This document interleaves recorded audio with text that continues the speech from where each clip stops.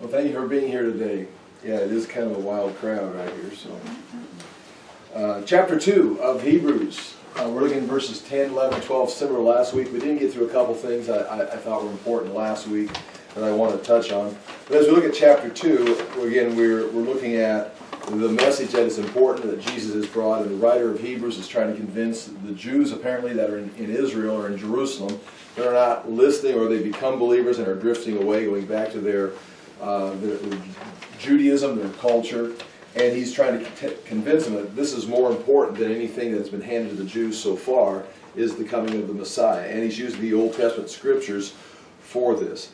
And so we begin in chapter 2 just reading some background information to get up to verse 10, and then 10, 11, 12, and 13, right in there, is where we're going to be looking at some Old Testament verses that he's using to defend his position. Chapter 2, verse 1, we must pay more careful attention, therefore, to what we have heard, so that we do not drift away. We've talked about that before. It's like stay focused, and that's what we're trying to do here as a Bible teaching ministry, is continue to teach the Word of God and stay focused so you don't drift away. As you know, a lot of things in culture are coming our way, always are, but particularly we're in the midst of whatever we're in now, and a lot of things are challenging us to take our eye off of Jesus, take our eye off of the truth, or the truth is being challenged, and alternative reality is often being presented. And he's telling these people right now, and again, this is 63, 66 AD. They are months away from entering into the Jewish wars with Rome, which will lead to the defeat of the Jews and the overthrow of all of Judea, the burning of Jerusalem, the burning of the temple that's been in destruction ever since of this time. I mean, if this is 66 AD, within 4 years, the temple will be in ruins and has been in ruins ever since. And so they're at a very intense time in their history. And so he's telling them they must not turn away. And of course, there's a lot of challenges, political groups, ideologies, philosophy that are challenging the people to abandon all hope and join this group. And he's telling them here very, very seriously, there's nothing more important than the Son and the message that he's brought, So again, they're in what we might say, we don't know our future yet, but they may be in a situation very similar to ours, where they're being told, for, in a sense, one final time, do not take your eye off of Jesus, or else you will drift away. For if the message spoken by angels was binding, referring to the Old Testament, the covenant spoken to Moses, and every violation and disobedience received its just punishment, how shall we escape if we ignore such a great salvation? Not only is there deliverance promised with this message, but there's also a punishment or a result of failing to obey the message or failing to listen to the gospel message. This salvation, which was first announced by the Lord, was confirmed to us by those who heard him, meaning the apostles. God also testified to it by signs, wonders, and various miracles and gifts of the Holy Spirit distributed according to his will. So there is, in a sense, his apologetic proof for the message having validity is the Lord himself confessed this message. Those that followed him took the message to their death. By 63, 66 AD, Paul, Peter, James have all been executed. Others have gone into other countries and their fate has been sealed, testifying to it. No one backed down. No one claimed at the end of their life as they're being persecuted or martyred that it wasn't true. They all took it to their graves, holding firm to it. It says, it is not to angels that he has subjected the world to come, about which we are speaking. And again, this is talking about eschatology. This is talking about we're looking for a hope. There is hope today that we have salvation. We can be confident, as we're going to read in these next verses, as we face death in our own lives. You know, we face disease, face accidents or tragedy, or we eventually grow old and die. We are facing an end to this temporary world at some point, somehow, sometime. We're talking about an age yet to come. And that is what he says this book is referring to, is he is not saying all these things have been fulfilled to completeness. Jesus has come, died, paid for the sins of mankind, been resurrected into glory with the promise of returning and establishing the kingdom. We're between those two times of his resurrection and ascension and the time that he comes. So we're not looking for a fulfillment today. That's an important message. That's an important thing to keep in mind. We walk with God today. We have the Spirit of God today. We have the Word of God giving us insight as to how to live life and giving us hope for the future, being serving as an anchor for our soul. But we understand, according to Christian theology, this is not it. We are not living for today alone. We're living to serve people today. We're living to take care of our families today. We're living to serve our nation, our community, our culture, and contribute to the world as God would have us do. But we're also preparing for a kingdom that is yet to come. And so it says right here, verse 5, "It is not to angels that he has subjected the world to come, about which we are speaking." So in other words, the world to come that we're heading towards, this kingdom age, when Jesus returns and sets up his kingdom, is not going to be an age of angelic rule, which gives the impression, we've talked about it, this is the age of angelic rule, where there's rulers and authorities in heavenly places having dominion over countries and nations and people groups. And we see that throughout, from the book of Deuteronomy, we see it in Daniel, we see it referred to even in the book of Revelation, and Jesus refers to it. Paul continually refers to the rulers and authorities in heavenly places. So again, this is the age of man on the earth, but man is under the dominion of sin, his own self, of the cosmos, the world system, which is ruled by Satan and his angels. And so we are under dominion, and man has not ever reached his potential. Man was created by God in the Garden of Eden for a purpose, for a potential. He was created in God's image. And we're going to, as we read through this, we know what we're heading towards. Man has never reached that potential. He's never seen all the things that have been subject to him. You've got the verses, but as soon as man entered the world, sin entered through man, and man has never reached it. And we've been, in a sense, under the dominion of angelic rulership, the rulers and authorities in heavenly places. And so he says, "It is not to angels that he has subjected the world to come, about which we are speaking, but there is a place where someone has testified." And he's talking about, again, interesting, he's talking about the Word of God, letting the Word of God speak. He never tells you the author, the prophet. A lot of times in the Gospels they'll say, as spoken by the prophet, and they'll give the name, if it's Isaiah or Jeremiah or wherever, they'll have the prophecy. He never refers to it. He simply wants you to focus on the Word. And the idea there, I believe, would be at least considering, why is he ignorant of who wrote the text? I can't remember who wrote this. Obviously that's a potential, but he's got resources right there. He could simply look it up. Just like, I can't remember even where a reference is. I know it's there somewhere. I have to just look through my references. I can find out where it's at, find the verses, find the author. I have the resources. Surely he's not writing on a mountain in deserted island somewhere. He has access. If he doesn't remember, he could look it up if it's important. But it appears it's not important who the author is, because I think he's focusing on the eternity of the Word. If it's been spoken in the Old Testament, it has ramifications throughout their day into the future. He sees it as a prophetic word. And so he simply says, "But there is a place where someone," doesn't matter, and it's David who wrote this, "has testified, what is man that you are mindful of him, the Son of Man that you care for him? You made him a little lower than the angels. You crowned him with glory and honor, and put everything under his feet." In putting everything under him, now the author of Hebrews explains, in putting everything under him, man, God left nothing that is not subject to him, subject to man. Man has dominion over everything God has created. But yet he makes a very clear point. Yet at present, we do not see everything subject to him. So the principle is everything God created is under the dominion of man. But yet, we don't see that. That's not the reality we live in, but that's the reality God created in the Garden of Eden. Man is to have dominion. That's right out of Genesis 1. So what is happening? Yet at present we do not see everything subject to him, man. But what we do see is Jesus, who was made a little lower than the angels, now crowned with glory and honor. Jesus, who is the eternal God, he is the Word from eternity past. He's been with God the Father from the beginning, which is not a beginning because it's eternity. He has been made a little lower than the angels, meaning he's become a man. He's joined the ranks of man. So now we've got in the circle of man, in our society, in our community of people, we have the Son of God who has become a man. He descended a little lower than the angels. He's done his work, which is not mentioned here in this passage. He became a man, and now has ascended back to glory. So you've got, in that verse, you've got the eternal God who descended lower than the angels and became a man, now has ascended back to glory as a man in the position of God. And so what we're looking at is something that mankind could not do. Jesus is going to do it for them by becoming man, his crown creation, paying for the sins, redeeming them, and then preparing them for an age where they will have dominion under his rulership, and he's in heaven waiting for that day. And that is where we're at in history. We are being prepared for that day when Jesus returns and sets up the kingdom, and we will rule and reign with Christ. That's repeated Old Testament, Gospels, Paul's writings, and in the book of Revelation. Yet at present we do not see everything subject to him, but we see Jesus, who was made a little lower than the angels, now crowned with glory and honor, because he suffered death, so that by the grace of God he might taste death for everyone.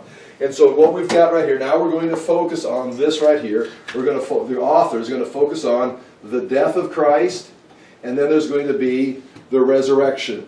Resurrection. Oh boy, that's a lot of letters. So the death, this would be the defeat. This would be the loss. This would be the confusion. This would be the time where God is hiding. This would be the resurrection, is the victory. This would be the winning. This would be clearness. You can see clearly, you understand. There's understanding here. This is the place where God's face, you look at God's face, you see you're now united with God. And now he's going to give you a couple examples of this. He's going to use Psalm 22, he's going to go back to Isaiah, and use examples of this time period that everyone goes through, this time of questioning, of confusion, of loss, as you wait for the victory. And there's an exclamation point, question mark, exclamation point, and this is now the pattern. And so the Son who's eternally God, had to be made a little lower than the angels.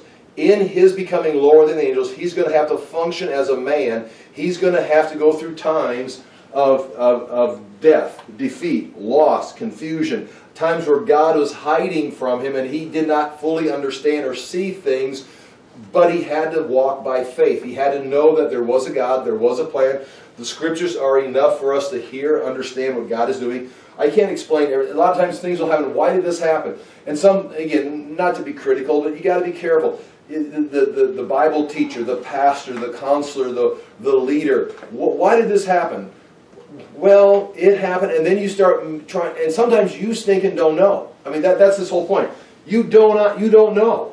And by answering the question, you're going to start putting blame on places that it doesn't belong, or you're starting to assign a responsibility where places it doesn't.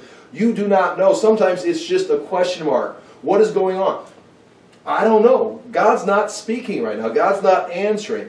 But what we do know is there's going to be a resurrection, a victory. There's going to be a win. There's clearness, understanding. We will see God face to face. Now, sometimes in life, and you've all gone through these periods of darkness and confusion, and then sure enough, there's some kind of a resurrection and understanding. I maybe can't explain everything, but life continues. Ultimately, it's going to take place in physical death, and then in a resurrection, and in human history, it's going to be the end of this age and the ushering in of the kingdom age.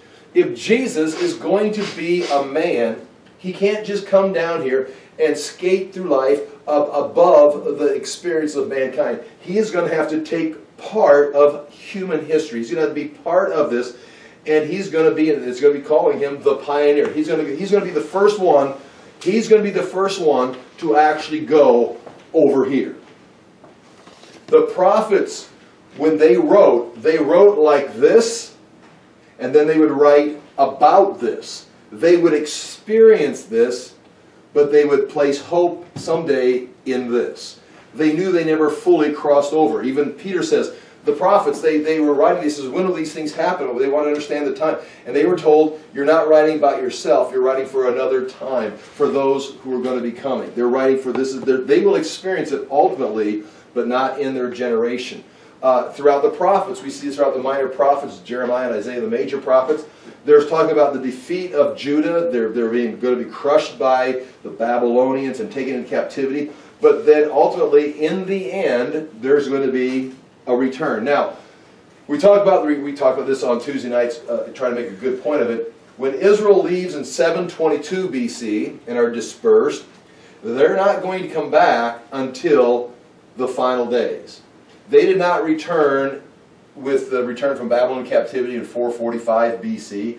The Jews themselves from Judah went into captivity in 586 BC, and then they came back under Cyrus. But that was a mere temporary return to rebuild the temple, get the nation back up and running so the Messiah could come. Because right after the Messiah came, he was the final generation before Rome destroys Jerusalem, and they've been in captivity or dispersion ever since the destruction of 70 A.D.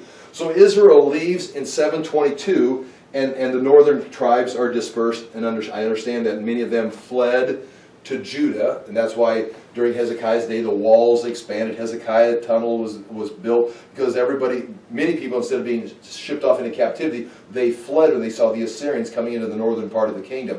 So all the tribes were represented in the Babylonian captivity, and all the tribes were represented in the return. But that 722 dispersion has not ended. The prophet spoke about a day when Hosea would speak about that destruction coming. He would speak about a day when, yes, we will return, but that day has not happened. When Jeremiah talks about the great day of their return, they're not talking about the return from Babylon, or Isaiah talks about the return. It's not talking about Babylon. That day is still waiting. So the Jews, from the Old Testament, from the destruction of Rome, they're still waiting for this. The prophets could talk about this, but no one had ever crossed over and become the victory, the win, the clearness, the understanding, saw God face to face until our pioneer did, and that was Jesus. And he did this. He went through all of this. He died, was defeated, he lost, he was confused. You can think about these things. And then he was resurrected. And he brought the victory. He was seated in glory, and that is a type, an image of what, not just an image, but that is the path the believer is going to experience. And so what we see right here is him trying to, the author, setting the stage for this. And I'm going to give you some verses that we're going to see things broken down in these two parts of the defeat and the confusion, but knowing there's a victory and a resurrection coming. In putting everything under him, mankind, God left nothing that is not subject to him. Yet at present we do not see everything subject to him. We see this. But this is what it's supposed to be. We do not see everything subject to him. But we see Jesus, who was made a little lower than the angels, now crowned with glory and honor. He came here, and now he's here. That's what you see. So what you're looking at is this. And in your life, what you can continue to look at, if you want to break it down to one thing, you see Jesus. He's done this, and he's achieved this. And now you're going to follow. He's the only one that's ever done that. Made a little lower than the angels, now crowned with glory and honor, because he suffered death, so that by the grace of God he might taste death for everyone. So when Jesus Christ, see, when we die, that is our human fallen nature. When we face defeat and loss and confusion, that's because we're human. We have a sin nature. We're living in this age. When God is hiding his face from us, that's natural. That's what happened when God made man leave the Garden of Eden. I mean, he didn't say, well, I forgive you of your sins. You can just stay right here. No, he drove them away and then put an angel, cherubim, by the tree of life to protect it. It's like God was actively hiding, in a sense, from mankind. But now with Jesus taking us over here, it says, so that God, by the grace of God, he might taste death for everyone. And now we begin the text. In bringing many sons to glory. So Jesus Christ went here and then went here. And by going here, he's bringing many sons, who are all here, to glory. This would be another, we could do this right here. We could call this glory. This glory is the kingdom age. This would be, again, death, destruction, loss, defeat. He took it. He went into glory. And in bringing, and here it is right here, chapter 2, verse 10. In bringing many sons to glory. Now this is going to be the theme of what we're talking about. Many sons, children, descendants. In bringing many sons to glory, it was fitting that God, this is God the Father, for whom and through whom everything exists. So God, it was fitting, God the Father, who's going to send his Son. Now God the Father is working a plan. Everything exists for him. Everything exists through him. And so he's working a plan. It was fitting that this plan come about by Jesus doing these things. It's interesting. It says again, through him, for whom and through whom everything exists. And if you pay attention, you'd almost want to reverse that to through whom and for whom everything exists. But it's interesting that the author chose for whom everything exists, because it's through him everything exists. So it's almost reverse, almost like you create it first, and you have a purpose, but he's setting the purpose before the creation, which is interesting. For whom and through whom everything exists. Almost getting an emphasis again on the plan before the actual event. So he's got a plan, then he executes the creation. He's got a plan for what he's going to need, and he executes it. I, in my mind, would say, well, he's going to create it, because then there's going to be a plan. But you can see he puts the plan before the execution, which is important for this whole thing. This is the plan, and now we're just beginning to see the execution of it with the resurrection of Jesus. In bringing many sons to glory, it was fitting that God, for whom and through whom everything exists, should make the author, and there's that word author we talked about last week. It means pioneer, the one who goes first, the trailblazer. The author of their salvation perfect through suffering.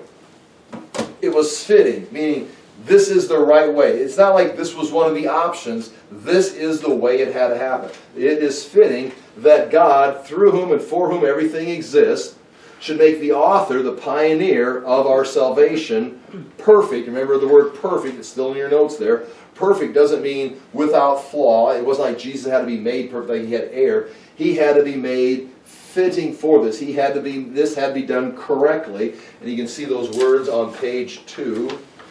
I believe there's a chart on page 2 of the notes. The different meanings, you get a unit back, my pages are stuck together. I'd lick my fingers, but with being in front of people with live feed and you're licking your fingers without a mask, you'd be like a death sentence. So. But anyway, you can see those words, telic, cultic, and ethical. What we're looking at here is the telic is bringing something to its goal. Cultic is quality for participation in worship. Ethical, removal of imperfections. Then there's organic, temporal, and human, which are not used in the book of Hebrews, but are used in 1 Corinthians, Luke, a couple places. This is in bringing something to its goal, its completion. So in other words, to complete the purpose of the Son of Man, it is fitting that the author, the trailblazer of their salvation, should be made perfect, should be brought to the place of completion by doing these things right here. By himself, it says, made perfect through suffering, through experiencing everything man suffered. Both the one who makes men holy and those who are made holy are of the same family. So now he makes a huge statement. Both the one who sanctifies, that's Jesus who's making us holy, and those who are made holy, the sanctified, are of the same family. And now we've mentioned already children. We've now mentioned family. And the idea here is we're going to be now brought into this community, this family, this brotherhood, this race, this nation of believers in Jesus Christ. And the author has suffered, and now he's bringing all those who are going to follow him. They're going to have to listen. This is an important teaching. Some people just want to look over here and say, okay, Christ has the victory, we claim the victory. That is something the prophets and everyone have been hoping for and waiting for, this victory. But this victory is not complete here. We're not in this age yet. We have hope, and this is important. We have hope by knowing this. We do not have hope because we have this. We have hope because we know this is the future. Paul makes a big deal about that. Hope that is possessed is not hope at all. It's possession. You don't hope for something you already have. His whole point is you're not here yet. Jesus is here. Jesus is seated in glory. We are there in his possession. Because we're believers, we're seated with Christ in heavenly places. We are there positionally, but temporally, we're still in history. Just like God had a plan and created all things to accomplish that plan in his mind, it's complete. I see it from the beginning to the end. We are already, by being believers, we're already seated with Christ in heavenly places. But don't let that confuse you. You haven't escaped this age because you're seated with Christ in heavenly places. You have the new life. You have the Spirit. You've got the Word. You have an understanding of what's going on more than just the average person because of the presence of the Spirit of God. But you are still going to have to experience these things: defeat, loss, confusion, times where God is hiding, with the hope, knowing this is the ultimate destination. I can't express this enough. Hope. There's only one way to have true biblical hope, and that is going to be through the Word of God, understanding the events, understanding the sequence. Pastors today are challenged to drop down to a cultural, temporal understanding of hope and have people leave church in a good mood, happy. It's almost like drugging them up, getting them on some kind of anesthetic so that everything's going to be fine. Just go dumb in your senses. It's like, no, you're going to die. You're going to face defeat. There's going to be loss. You're going to be confused, especially going into the culture that we're heading into. What is going on? Don't worry. You've got hope because you know where we're heading. Well, that's no hope at all.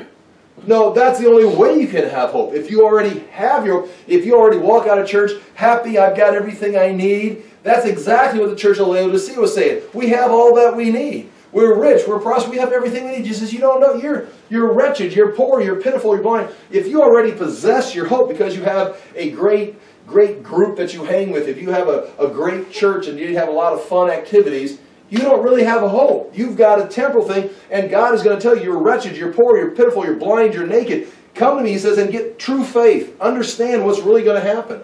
You have not escaped this.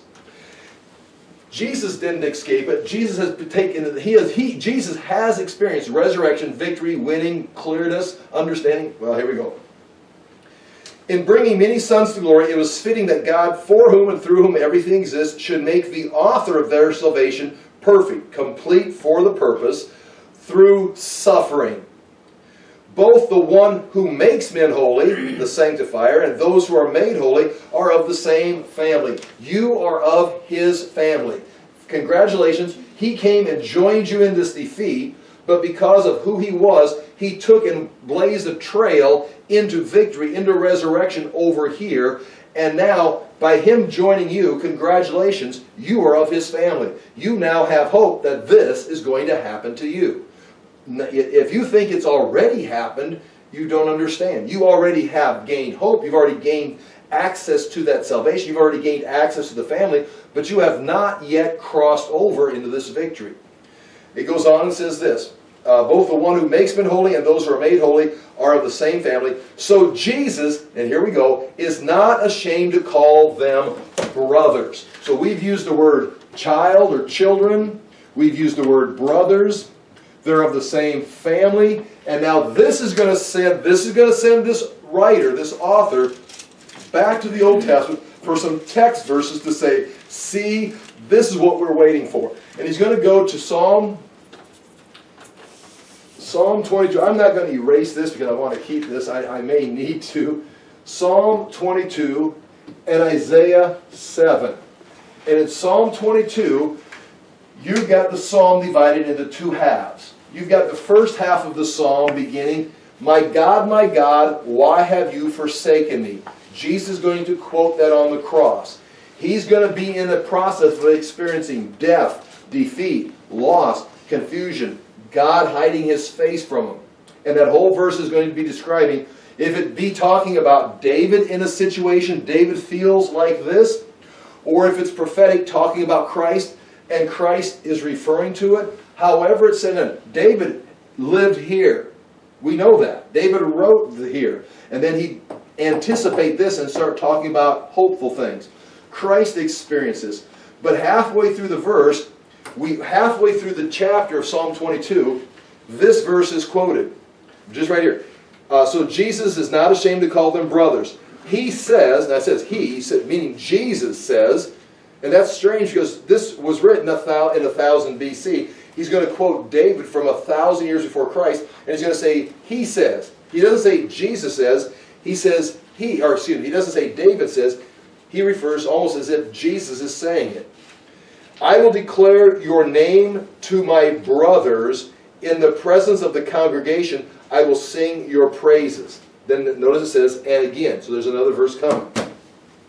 Halfway through Psalm 22, he starts talking about proclaiming the victory to the children, to the brothers, to the family. So Jesus, the writer, let's go to Psalm 22. The writer captures this right here, what we've got on the board in Psalm 22. And amazingly, Jesus quotes it on the cross, Psalm 22. And I'll read it and try not to make too many comments through Psalm 22. There's 31 verses. It ties heavily into the cross. The first half is going to be this part right here, the death, the defeat, the loss, the confusion. The second half is going to be the proclamation of the victory. Emphasis here in the book of Hebrews, in our study, is the fact that the victor is going to proclaim the victory to his brothers. And the writer of Hebrews is saying he's proclaiming that victory to us, because by joining us in the human race and winning the victory, he's not ashamed to call us brothers, because he's joined us so that he could take us over here into his kingdom. He's delivering us from this kingdom of this age. Psalm 22, here's the negative side. Interesting, just the footnote at the beginning, which is part of the text of the Hebrew Scriptures. I mean, this is actually part of Psalm 22. For the director of music, to the tune of the doe of the morning, a psalm of David. So there must have been a popular song on the radio called The Doe of the Morning, and David liked the rhythm, you know, the pattern, and went ahead and wrote his own lyrics for it. And so I'll sing it for you. It goes like this. Okay. It says, my God, why have you forsaken me? Now this again, the first half is going to be the negative side. My God, why have you forsaken me? Why are you so far from saving me? So far from the words of my groaning? Oh my God, I cry out by day, but you do not answer. Notice he's not answering. By night, and I am not silent. Now notice, it's not like I can't hear God, I can't get right with God. It's like God is not answering. Now there's a place where you can't hear God because of your own disobedience or your own attitude. But there's also a place where God is not answering. God has decided not to speak, not to reveal. He's leaving you here, because that is where we're at in time. Yet, he says, now again, he doesn't hear God, but yet those who author, or David in this case, or we could say Jesus referring it, you are enthroned as the Holy One. I don't see it, I don't feel it, I'm not experiencing it, I've got no hope, I've got no great feeling when I leave church, but I do know you are enthroned as the Holy One. You are the praise of Israel. In you our fathers put their trust. They trusted and you delivered them. They cried to you and were saved. In you they trusted and were not disappointed. Now he's not saying I'm not disappointed. Currently I'm totally disappointed. Currently I'm totally confused. But you are still enthroned in heaven. You know what's going on. In fact, I can think of people that have been in my position and have come out of it, even in time, have come out and experienced some kind of clearness. Now he goes back and talks about his condition. But I am a worm and not a man, scorned by men and despised by the people. All who see me mock me. They hurl insults, shaking their heads, saying, he trusts in the Lord. Let the Lord rescue him. Let him deliver him, since he delights in him.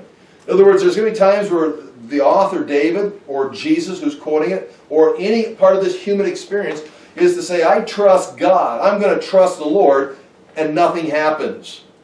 Well, I'm going to say, and they begin to mock you. Sure, if you're really trusting the Lord, where's your victory?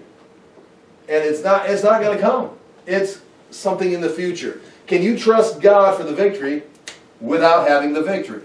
That's a huge test of maturity. I still trust God. It's not like, well, if I just trusted hard enough, I'm going to get it. That's not the point. If I had more faith, I'm going to get it. That's not the point. You've got trust, you've got faith, you've got confidence, and nothing's going to happen. You're going to go to your death defeated. Paul did. He got decapitated. There's no great funeral service for Paul, the great apostle. He died alone on a road being executed by a Roman soldier. And it's like, and yet his last words were, I've been delivered from the lion's mouth. I did not compromise this system right here. I'm going to be defeated, but I've got hope. I know that he'll deliver me from every evil attack, and will take me safely into his heavenly kingdom. That's Paul's last words. And then he got decapitated. Well, where was his victory? It wasn't here. He knew it wasn't here.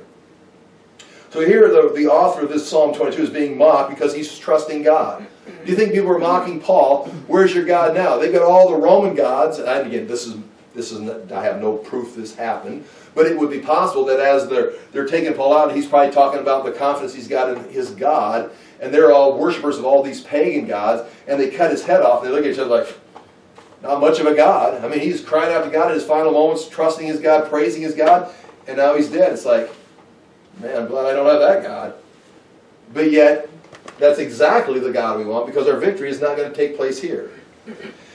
Yet you brought me out of the womb, the author continues. You made me trust in you, even at my mother's breast. From birth I was cast upon you from my mother's womb. You have been my God. Meaning, from the beginning of the human experience, you've got to be trusting God. Not that an infant is going to have the understanding, but your destiny, your hope is going to be in the Lord, not in your own culture, not in your own time, not in your own temporal world. Do not be far from me, for trouble is near, and there is no one to help. Now, I think that might be a great verse to put on your refrigerator for the next 20 years. Do not be far from me, for trouble is near, and there is no one to help. Get ready. Buckle up.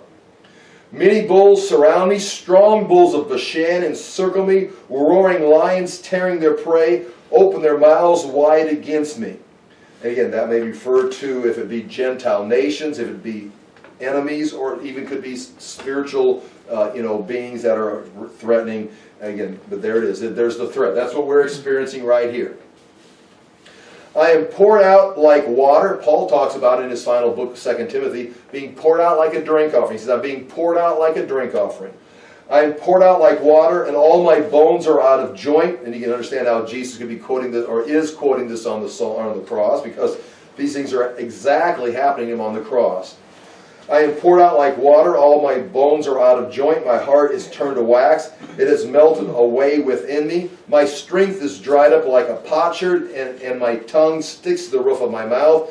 You lay me in the dust of death, dogs have surrounded me, a band of evil men has encircled me, they have pierced my hands and my feet.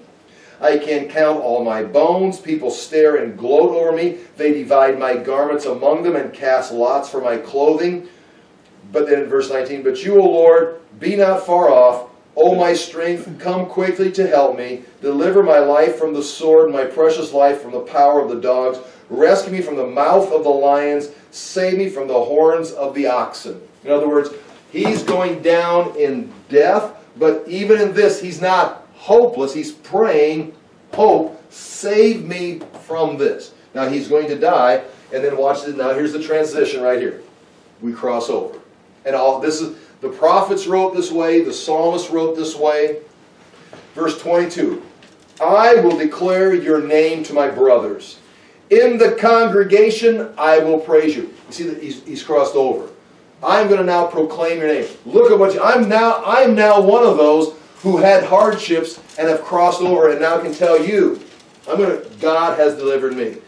There was no deliverance here, but as he crossed over, his hope manifested. He says, I will declare your name to my brothers. In the congregation I will praise you. You who fear the Lord, praise him. All the descendants of Jacob, honor him. Revere him, all you descendants of Israel. Now notice all the reference to the descendants. For he has not despised or disdained the suffering of the afflicted one. He has not hidden his face from him, but has listened to his cry for help. From you come the theme of my praise in the great assembly. The great assembly is going to be this group over here celebrating the victory. There's going to be an actual manifestation of the victory. It's not in this age. There's an anticipation, but there's going to be an actual celebration, a continuous celebration.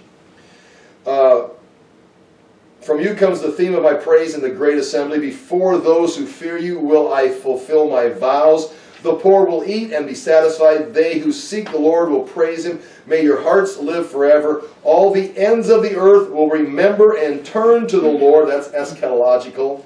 And all the families of the nations will bow down before him. For dominion belongs to the Lord, and he rules over the nations. That's clearly talking about the kingdom age when Jesus Christ has physically returned and put these things into practice. All the rich of the earth will feast and worship. All who go down to the dust will kneel before him. Those who cannot keep themselves alive. Posterity will serve him. Future generations will be told about the Lord. They will proclaim his righteousness to the people yet unborn, for he has done it. In other words, what's saying right there again, for even people that are not yet born are going to be told about this victory. And so that is the psalmist in Psalm 22 talking about in his condition and the anticipation of this. Or it's going to be used by the writer of Hebrews, as you can see if you go back to Hebrews chapter 2. The verse he picks up is that verse that crosses over here. Again, I'm going to be reading Hebrews chapter 2, verse 11. I'll be reading verse 10. In bringing many sons to glory, in bringing many sons from here into glory, it was fitting that God, for whom and through whom everything exists, should make the author, the pioneer of their salvation, Jesus, perfect, completely able to do this through suffering. Jesus had to enter into suffering so that he could make this pathway into the victory. He's going to have to die and come here so he can defeat it and be resurrected.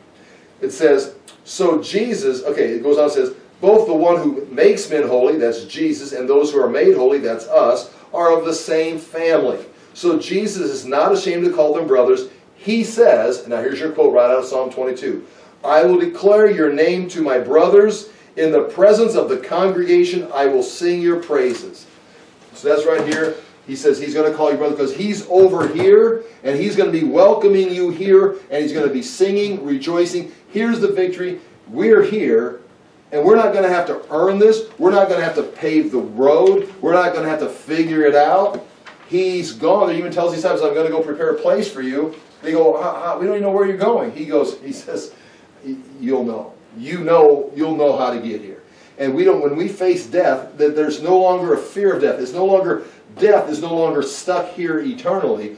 Death means a release from this, and you're over here. Now, it goes on, and again, verse 13. So there's our verse. He uses that one verse out of Psalm 22.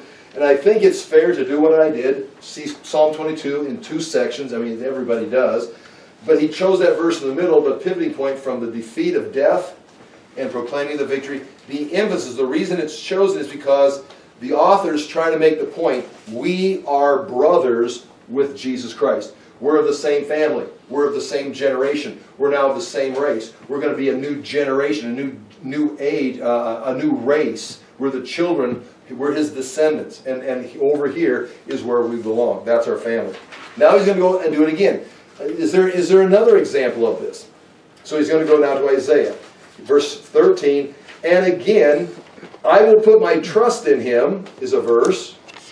And again he says, here am I and the children God has given me. Now what he's doing is quoting from Isaiah 7. I think I'm going to erase this, as if that's crucial and we will not survive without it. But Isaiah chapter 7, they've got that on the notes here. Isaiah chapter 7, page 3. Yes. Excuse me, Isaiah chapter 8. The conversation that we're going to have to begin begins in chapter 7. Verse 17, Isaiah chapter 8, verse 18. This is now your division. This is the negative. This is we'll just put the question mark up here. This is the confusion. This is the victory that he's going to proclaim over here. This is the exclamation point. And very quickly, I'm just going to go to Isaiah and read these verses, but then I'm going to want to spend a moment and set them in context. Otherwise, all we're doing is merely showing you where these verses come from. Chapter 8 of Isaiah, verse 17. It says, I will wait for the Lord, who is hiding his face from the house of Jacob. I will put my trust in him. So here it is. God is, the point here, God is hiding. At this time, in the year, we could say is 7, let me think, 7, I want to say 722. I can give you 733 BC. Yes. 733 BC, Ahaz is the king. Ahaz is the king. He's going to be followed by King Hezekiah, the good king, who's going to be followed by his son Manasseh, the very wicked king, the longest reigning king. He's going to be followed by Amnon, who's going to reign for only 2 years and have a son named Josiah, which is literally the last king of Judah. He's followed by 3 of his sons and 1 of his brothers. Zedekiah being the last one, Jehoiakim, and then Zedekiah. And we're right here in 733, Ahaz. And this is the end of the line of David. This line gets cut off. No more is going to reign. So this is a big deal. But in 733, God is hiding his face from Judah because they're going under judgment. The whole nation is going through judgment. It's like he's hiding his face. Again, you got to think. You got to look at what's going on. You've got to be in the Word. You've got to have your own opinion. But if you look at our nation and how pathetic our nation has become as far as morality, how weak the churches have become, it's hard to imagine if God is hiding his face from Judah in 733 or in 30 AD when Jesus' ministry, he says, if you could open your eyes and see, but you will not. You can't. You've got to wonder, and this is a challenge for me, as Tony and I, we look at things, we read things, we watch, speakers around the nation, is God may be hiding his face from our nation. And it's like, there may not be victory in store. Now what's interesting, what challenges me is I hear some very good speakers and real good philosophies about how we need to dig our heels in, we need to resist, we need to be patriots, we need to continue to push the conservative values, that God is going to show us victory. We just got to stand against evil. And of course that's all true, and I'm going to, but my point is, it may not matter. I mean, we may be, just like in 722, Israel's going to fall in 722, Judah itself is going to fall in 586, and then Jerusalem in 70 AD again. Where are we at? I'm not sure. I mean, I have a negative attitude, a negative approach. It's like, we have gone too far. We are in the final generation. We're just building up steam for the total collapse and overthrow. What can we do? Prepare yourself. Build yourself up in hope, because your victory is not going to happen here. It's going to be on the other side. That can be seen as negative by your conservative groups, your American patriots. It's like, so you're just giving up. It's like, well, yeah, that's what I'm trying. Am I just giving up? Should I be like, yeah, arm yourselves, fight to the death? And that would be like the zealots of Jesus' day. Or they would be the Herodians, not the Herodians. Not the Herodians, sided with Rome. The zealots. You got the zealots who were fighting. Then they started fighting between each other, having revolts between each other. Then you had the Qumran community that they just left and went out and lived by the Dead Sea. Says this thing's done. Just started copying Scripture and just waited for the end to come. And so where are we at? I'm of those that I want to be like, press on for the victory, dig your heels in, don't get rolled over by corruption. But at the same time, I wonder if it's going to do any good. I wonder, you can't give up. I mean, you got to continue to fight the lion to the end, but you can't, can I promise you victory? It's like, if we just do it right, if we get enough people on our side, we can save this nation. It's like, I don't know. Some people seem to think so. And again, you should listen to them. But I say in here, in Isaiah 8, there was no hope. Because God was hiding his face from Judah. But Isaiah says, I will trust in the Lord. I will hope in the Lord. I will place hope. That's what he says right here. That's why he picks up right here. The first verse in Hebrews chapter 2. And remember, the theme is all about the children. The theme is all about, we are of the same family as our pioneer, the one who came and faced the suffering that we live in, faced the death that we're going to face, but went through it and brought victory on the other side, so that now when we face suffering and death, we can have victory on this other side. We're of the same. It's not just, wow, that's cool that he did that. Wow, Jesus did what we did, but look how great he is. He died and came back to life. Way to go, Jesus. No. You're of the same family. If you believe you are the same family, the same thing is going to happen to you. Yeah, but Jesus was the Son of God. He was perfect. Right, but he sanctified you so you could be like him, so that when you die, you're going to follow the pioneer. The trail's already blazed. It's like trying to go across the nation, going east to west without any interstate. Well, now they built the interstate. It's like, oh, look at me. I drove coast to coast. Right, well, like you're Lewis and Clark or something. Lewis and Clark actually went coast to coast and had something to write about. I go coast to coast, I've got nothing but, gas station stops and snacks, It's like, who wants to be in the car with me? You want to be with Lewis and Clark, or you want to be with me going across the interstate? Well, that's how, you'd rather be with Lewis and Clark. And here, the exciting thing was Jesus did the work. Now, you're on the interstate. You're of the same family. The same thing's going to happen to you. And that's the emphasis here, the children. You are of the same flesh and blood. Nonetheless, Isaiah writes in chapter 8, verse 17, and this is the end of his negative, woe is me, this really stinks, being a prophet of God really is a lousy job. He says, I will wait for the Lord. He's waiting. That means in hope. Who is hiding his face from the house of Jacob. I will put my trust in him. I'm waiting. I'm hoping in him. Why is this so miserable? Because God himself is hiding. No one's going to hear me say anything. No one's going to understand anything I do. It's all I've got is the message that no one's hearing, and my own hope, trust, I'm waiting for God. I'm waiting for the other side. That's Isaiah. That's early in the book. Now, the very next verse, which is also in Hebrews, it says, after the Psalm 22 quote, it quotes this verse, I will trust in the Lord. And then it says, and again, so there's the negative, and then again the positive, verse 8:18, here am I, and the children the Lord has given me. We are signs and symbols in Israel from the Lord Almighty who dwells on Mount Zion. So it says, here's the victory. Here am I, and the children. We're going to make it. Now, we're going to serve as signs to everyone else, but Isaiah and his children, and he's talking about his children. It's being used by the prophet, or the writer of Hebrews, as Jesus and his sons, Jesus and his family, Jesus and his children. He's the pioneer, and they're going to come across with him. So you're going to have to wait in hope while God is hiding.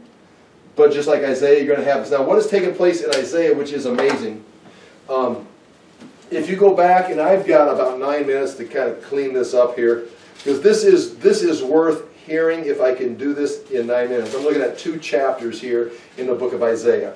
We've already established it's 733. Ahaz is the king. He's being challenged from the north by the Syrians and northern Israel, who is going to fall in 11 years. Northern Israel, the king is Pekah. The king or the leader of Syria is Rezin. And they've joined together with the idea of coming down and attacking Judah, overthrowing Ahaz, who's early in his reign. He's only in his second year of his reign, overthrowing him and putting their own king on the throne. They're thinking about overthrowing the line of David, the line that God has promised, I'll always have you on the throne. And the 2 people up there are not lineage of David. They're imposter kings. They're just Gentile leaders. And Ahaz is worried. In fact, he's out checking the water supply on the northwest side of Israel, or of Jerusalem, called Hezekiah's Pool. You can see it from the Petra Hotel, which is right by the Joppa Gate. You go up there and look at this old hotel. That's where Mark Twain stayed in the 1800s when he visited. If you go up to the very top, you can look down and see Hezekiah's Pool. That's still there. He was probably up there checking that water supply. Nonetheless, chapter 7, verse 1. When Ahaz, son of Jotham, the son of Uzziah, the king of Judah, King Rezin of Aram, and Pekah, son of Remaliah, king of Israel, marched up to fight against Jerusalem, but they could not overpower it. Now the house of David was told, house of David, that's Ahaz, was told, Aram has allied itself with Ephraim, that would be Syria, siding with northern Israel. So the hearts of Ahaz and his people were shaken as the trees of the forest are shaken by the wind. They're going to be overrun. They're being challenged by foreign powers. But, okay. Then the Lord said to Isaiah, go out, you and your son, Shear-Jashub. Okay? So he's going to go out with his son, Shear-Jashub. And that means the remnant will return. Everything's going to be fine. In the end, the remnant will return. That's exactly the message of the prophets. Judgment is coming, but in the end, the remnant will be brought back into the kingdom. Someday in the future, there's going to be judgment, but Israel is not done. The remnant will return. So that sums up the prophets. The remnant will return. There's judgment coming, but just breathe easy. you're not done. There will be a restoration. And we're talking about the eschatological restoration of Israel. So take your son, and if you look on the notes right there, Isaiah's name on page 4, Isaiah's name means Yahweh is salvation. So you're walking out there with your two names. Yahweh is salvation, and your son, the remnant, will return. And you're going to say to Ahaz, to meet him at the end of the aqueduct of the upper pool on the road to the washerman's field. And that's probably Hezekiah's pool I described.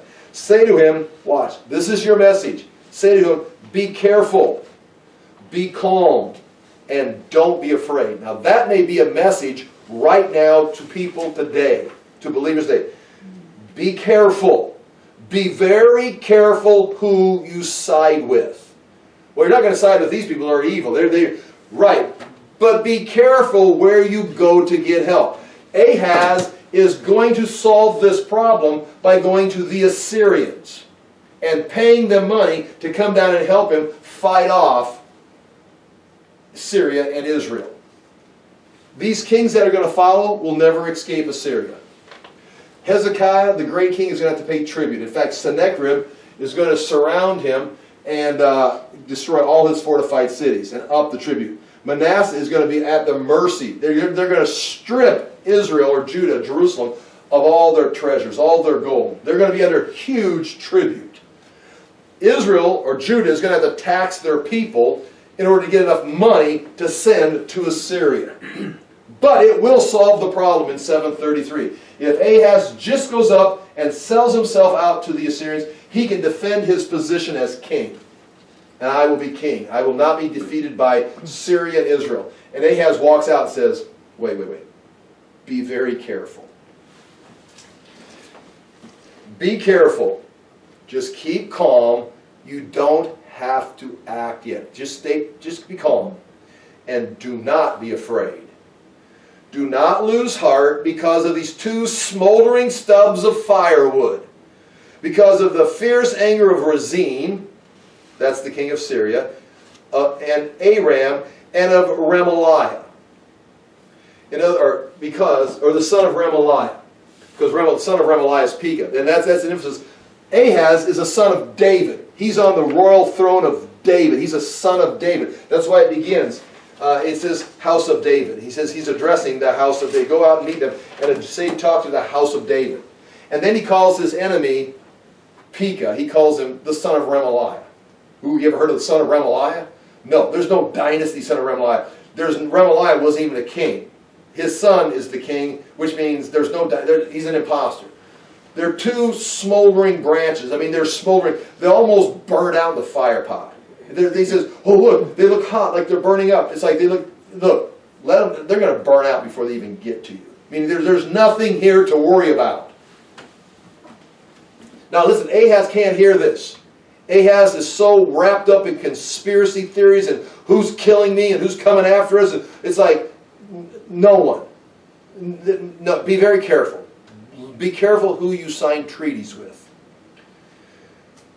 Aram and Ephraim, or Syrian Israel, and Remaliah's son, have plotted your ruin, saying, and here's a quote, he says, here's what they're actually saying, let us invade Judah, let us tear it apart, and divide it among ourselves, meaning we're going to divide Judah into two parts. Syria gets part, northern Israel gets part. Divide it among ourselves, and make the son of Tabeel king over it. They've even got a guy already lined up who's going to be the next king. We're going to defeat the king of David, the throne of David, and we're going to bring this guy in and divide the land of God up. Yet this is what the sovereign Lord says. Here's what's God said. He says this, it will not take place. It will not happen. For the head of Aram is Damascus, the head of Damascus is only Rezin. Within 60 years, Ephraim will be too shattered to be a people. The head of Ephraim is Samaria. And it goes on and talks about, it says, if you do not stand firm in your faith, you will not stand at all. And that would be a message for Christians today. Trying to think, where are we going to go? Who are we going to fight? How are we going to organize? If you don't stand firm in your faith, you're not going to stand at all. There's no side. God is hiding His face from Judah. You can't say, okay, let's strategize. If we go pay money to the Assyrians, they can attack Syria and Israel. And but now you're stuck and you're going to be shipping money off for the next 4 or 5 generations to the Assyrians until they're defeated. It's like, so be very careful. If you do not stand firm in your faith, you're not going to stand at all. So then he says, Isaiah says, verse 10, again, the Lord spoke to Isaiah, ask the Lord your God for a sign, whether in the deepest depths or the highest heights. But Ahaz says, I will not ask. I will not put the Lord to the test. In other words, I don't even care about you. I'm done playing this game. Isaiah, take your son and go home. We've got a problem. We've got real problems. I'm not going to play your stupid, ask the Yahweh for a sign. Then Isaiah said, hear now, you house of David, is it not enough to try the patience of men? Now, Ahaz tried the patience of Isaiah, but now speaking to the entire house of David, they're going to be cut off right here. This is just going to decline. And he says, therefore, the Lord himself will give you a sign, talking to the entire house of David, not just to Ahaz. There's going to be a son born that's going to be a sign for Ahaz, because Syria and Israel will be defeated within 12 years, because the Assyrians are coming. And by 722, there's nothing.